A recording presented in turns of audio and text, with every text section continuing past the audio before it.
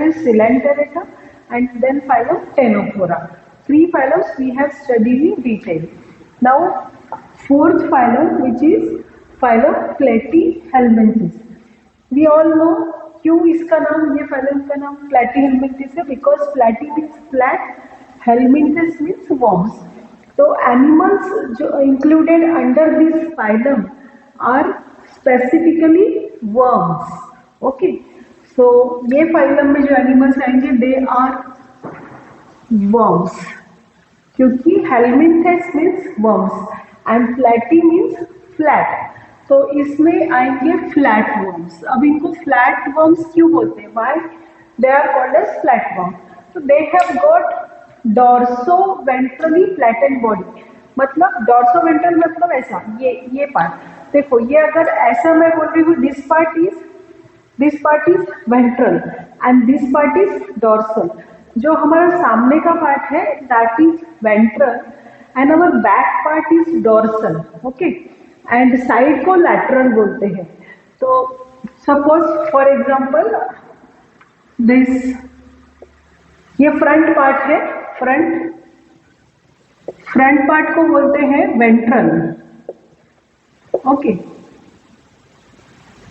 Front part is called as ventral. Whereas यही person का अगर मैं बैक ड्रॉ कर रही हूँ, back part is called as dorsal. तो ये जो वर्म्स होते हैं ना, इनका वेंट्रल और डॉर्सल पार्ट जो होता है वो फ्लैट होता है. ओके, मतलब सामने से भी फ्लैट एंड पीछे से भी फ्लैट, गोल नहीं होते वो. जैसे हम लोग जनरली वर्म्स देखते हैं ना, वर्म्स आर राउंड, तो they are flat ventral side and from dorsal side. तो इसको बोलते हैं डॉर्सो वेंट्रली फ्लैटन बॉडी, इसीलिए इनको बोलते हैं flat worms. They are called as flat worms because dorso ventrally आगे से और पीछे से कैसे है उनकी बॉडी? फ्लैटेंड है, फ्लैटेंड बॉडी, राउंड नहीं है उनकी बॉडी, गोल नहीं है, फ्लैटेंड बॉडी है. Now come to the cellular level है कि टिश्यू लेवल ऑर्गेनाइजेशन है कि ऑर्गन लेवल है.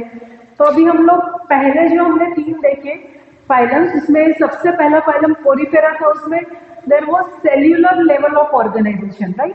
देन टिश्यू लेवल, उसके बाद के जो हमने फाइलम स्टडी किया उसमें टिश्यू लेवल ऑर्गेनाइजेशन था. ये जो फाइलम प्लेटिहेल्मिंथेस है, this has got organ system. मतलब suppose this is a flat worm, ये एक फ्लैट वर्म है. ओके, ये एक फ्लैट वर्म है. तो इसके बॉडी में अभी ऑर्गन्स है. हमारे बॉडी में जैसे ऑर्गन्स होते हैं, जैसे पहले ही मैंने बताया, लंग्स है, नोज है, हैंड्स है, ऑर्गन्स है हमारे बॉडी में. वैसे ही अभी इसके बॉडी में भी ऑर्गन्स आ चुके हैं, इसीलिए ऐसे सिस्टम को बोलते हैं organ system level. Different function करने के लिए different organs are there. Okay, so organs are present,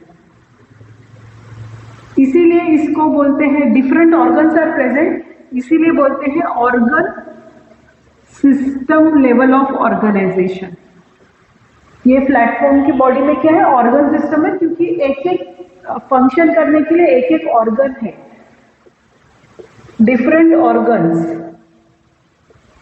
different organs to perform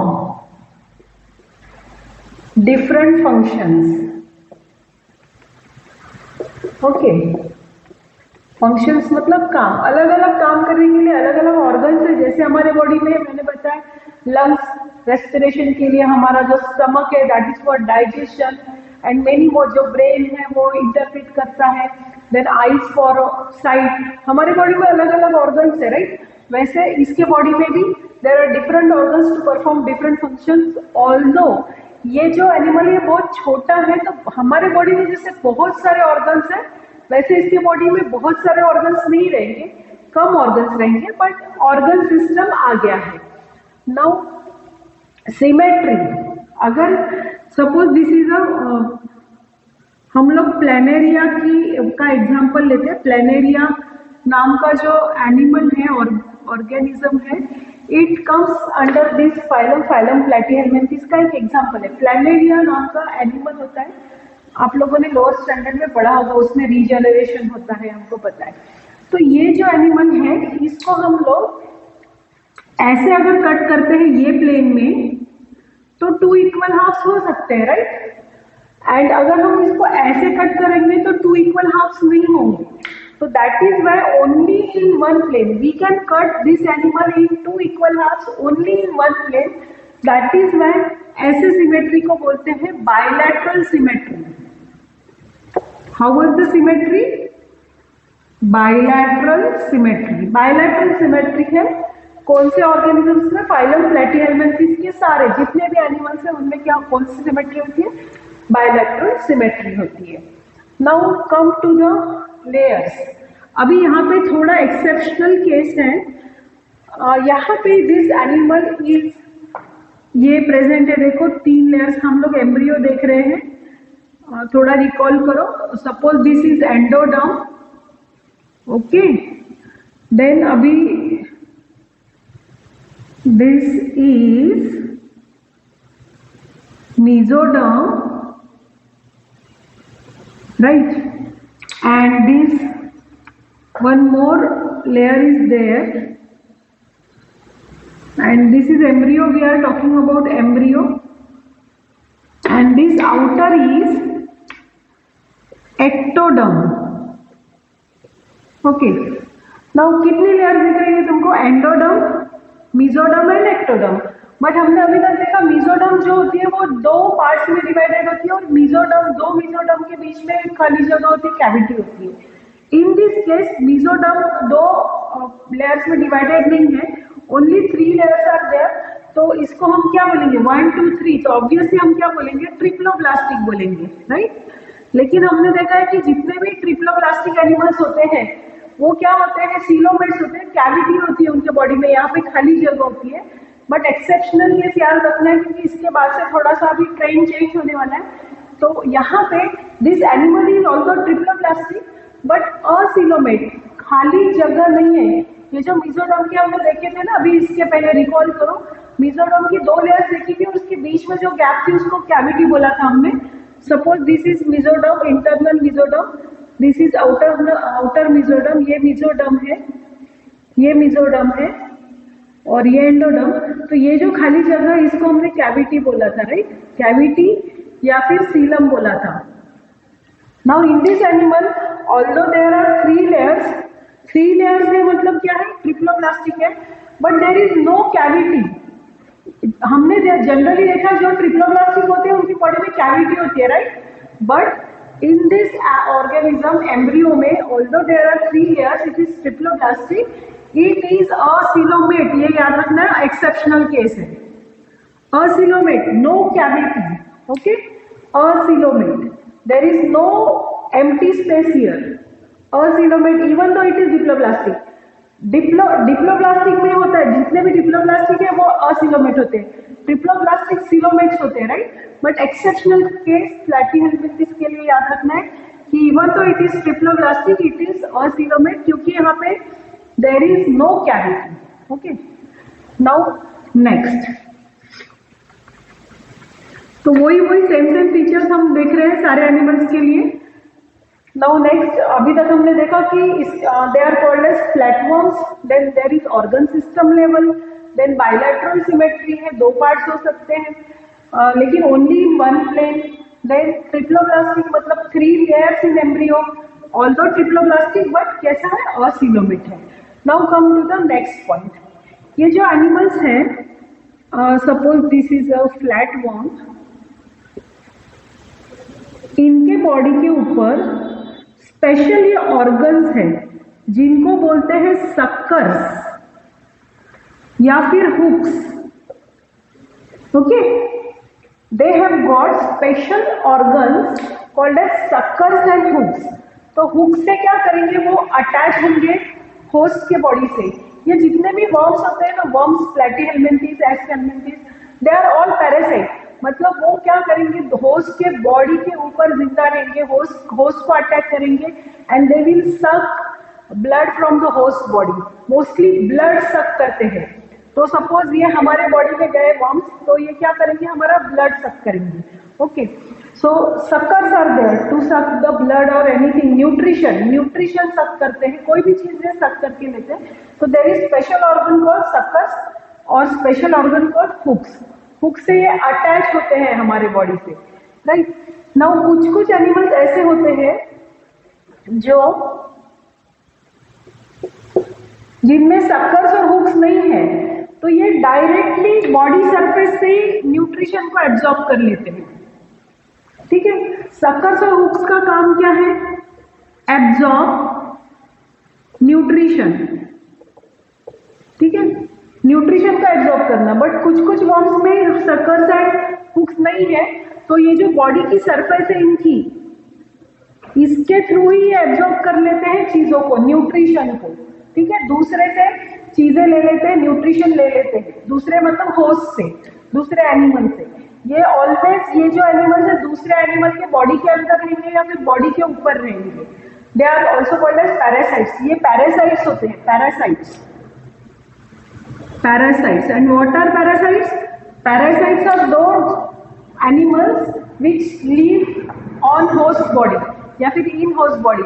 host के बॉडी के अंदर रहेंगे, कोई भी दूसरे एनिमल के बॉडी के अंदर रहेंगे या फिर बॉडी के ऊपर रहेंगे, और पूरा जो खाना है, न्यूट्रिशन है, वो होस्ट से लेंगे।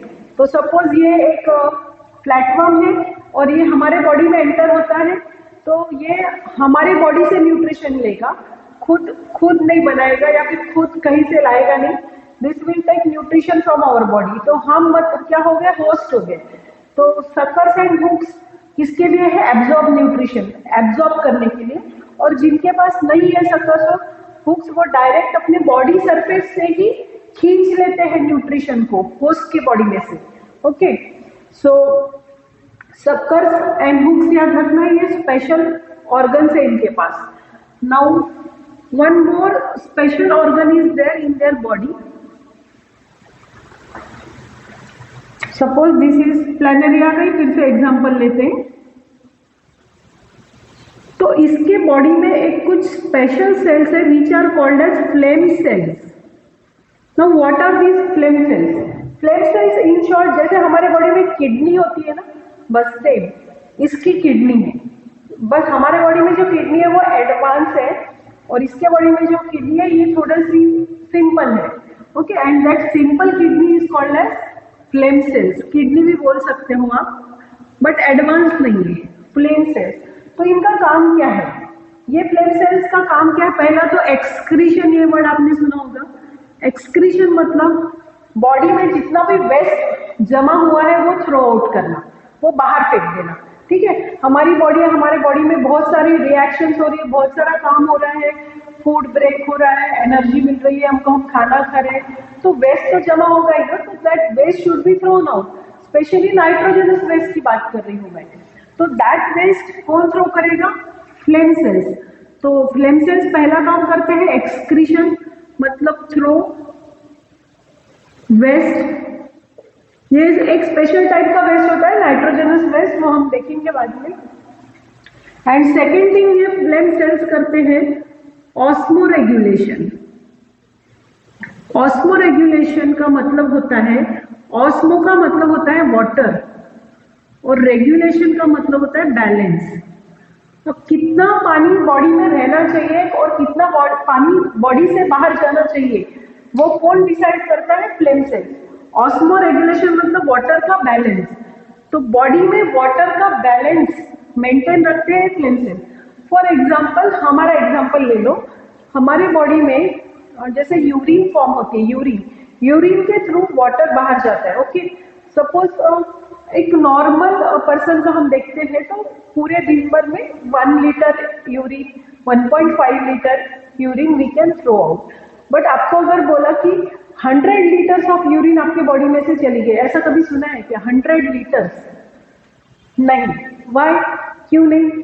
अगर आप सपोज आपने 10 लीटर पानी पिया और ऐसा कभी सुना है कि 10 litres of urine throw, 10 litres पानी पिया और 10 लीटर्स पानी चला गया, नो, ऐसा नहीं होगा, क्योंकि हमारे बॉडी से पानी कितना बाहर जाना चाहिए उसके लिए एक रेगुलेटर है हमारे पास, पानी का बैलेंस रखने के लिए कि कितना पानी बॉडी में रहना चाहिए और कितना बाहर जाना चाहिए थ्रू यूरिन, और वो that regulator is our kidney.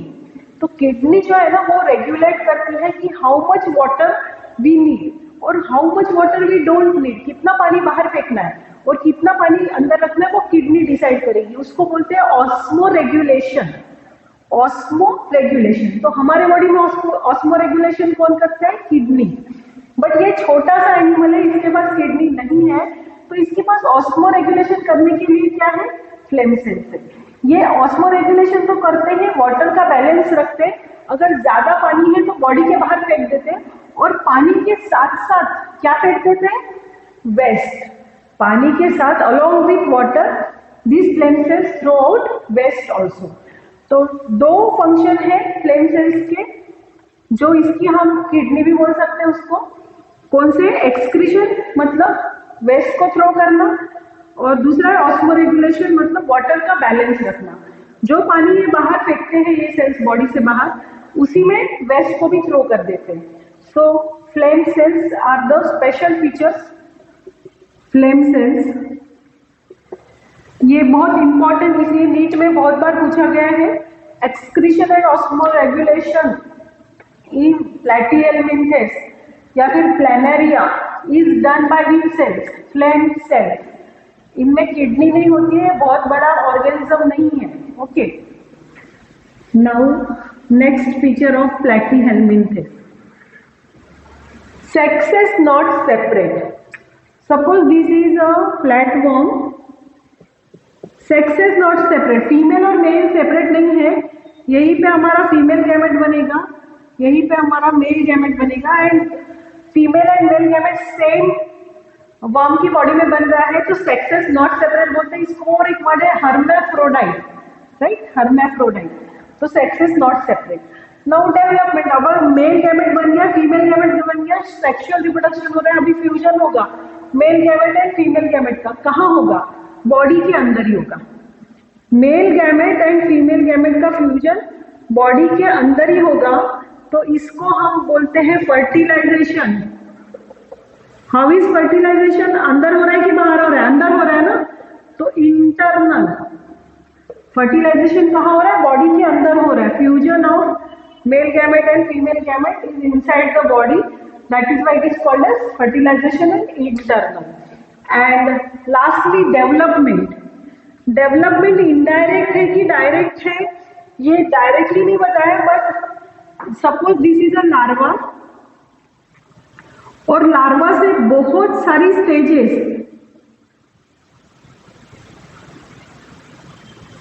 और फिर वो ये वॉर्म बनेगा, मतलब यहाँ पे मेनी स्टेजेस।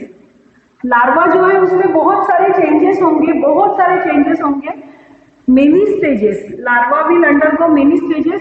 ये देखो ये लार्वा है, मतलब जाइगोट से ही बना था, zygote, fusion of male gamete and female gamete, no need to say, zygote, embryo, larva, और देखो लार्वा ये चेंज हो गया, चेंज हो गया, चेंज हो गया, और फिर ये एडल्ट वॉर्म बना, adult warm.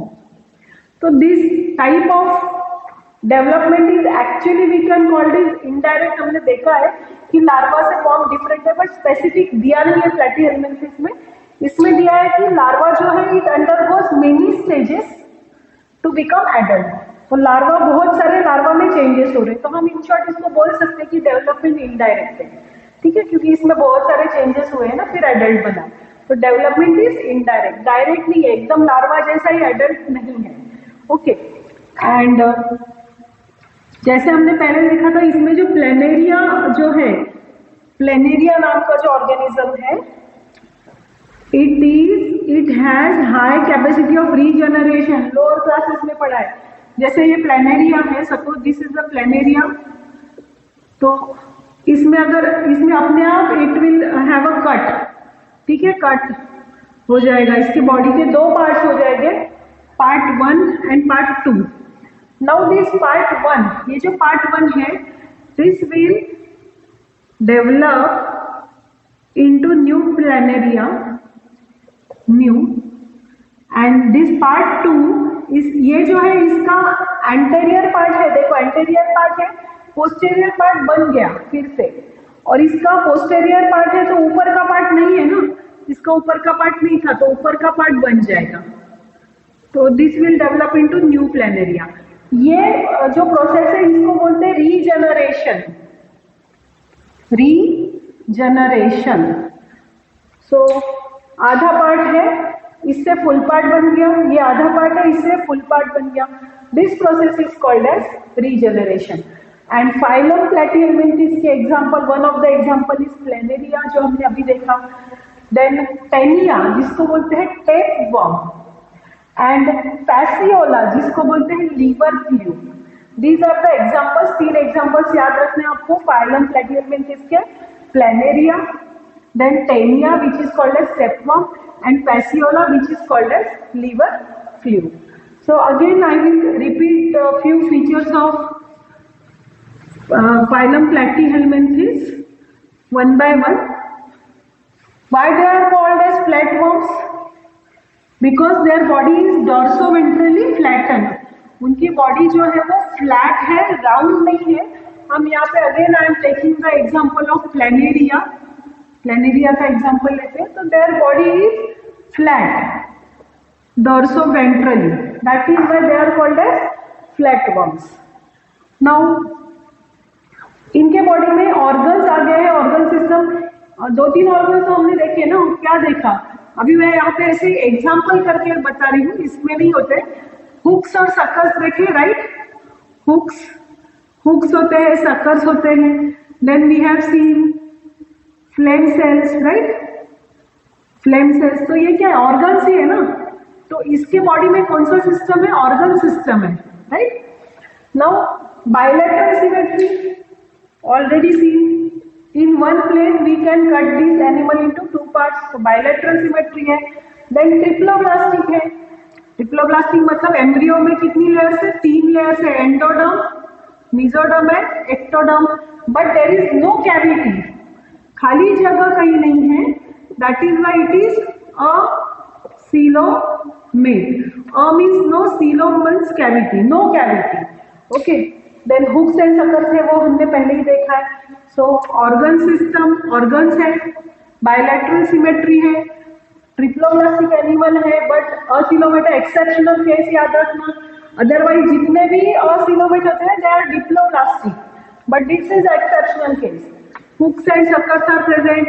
Some absorb nutrition directly from body surface. जिन ऑर्गेनिज्म के पास हुक सकर्स नहीं है वो डायरेक्टली बॉडी सरफेस से न्यूट्रिशन को क्या करेंगे, एब्जॉर्ब करेंगे। और कहाँ से आएगा ये न्यूट्रिशन, होस्ट की बॉडी से, host, nutrition will come from host. तो ये पैरासाइट्स होते हैं, they are parasites, they live inside the host body, host की बॉडी के अंदर रहेंगे या फिर ऊपर रहेंगे और होस्ट से न्यूट्रिशन सक करेंगे। Now flame cells, osmoregulation and excretion, I think this is clear. Osmoregulation का मतलब होता है वाटर बैलेंस, एक्सक्रीशन का मतलब है to throw out the waste. Sexes are not separate, means male and female Planaria अलग अलग नहीं होते, एक ही बॉडी में मेल गैमेट बनेगा और फीमेल गैमेट बनेगा। Fertilization is internal, fusion of male gamete and female gamete is inside the body. Then development indirect बोल सकते हो क्योंकि मेनी लार्वल स्टेजेस होगी, एंड प्लेनेरिया में स्पेशली दिस ऑर्गेनिज्म में रीजनरेशन होता है, वो हमने अभी देखा क्या है regeneration. And examples Taenia, tapeworm and Fasciola, liver fluke. These are the maximum possible features of phylum Platyhelminthes. कुछ बुक के पीछे चार्ट में भी दिए, but they are least important. These are very important feature. इसमें आपको फ्लेम सेल्स पे बहुत बार नीट में क्वेश्चंस आया है। फ्लेम सेल्स स्पेशलिटी है phylum Platyhelminthes की, फ्लेम सेल्स आपको याद रखना है। एंड सेकेंडली आपको याद रखना है dorsoventrally flatted body and regeneration capacity, regeneration capacity. Now book में 2 एग्जांपल्स दिए हैं प्लैटीहेल्मिन्थेस के, tapeworm, first is tapeworm and second is liver fluke. तो these are the examples you have to remember. Even planaria भी आपको याद रखना है, planaria is also example of phylum Platyhelminthes.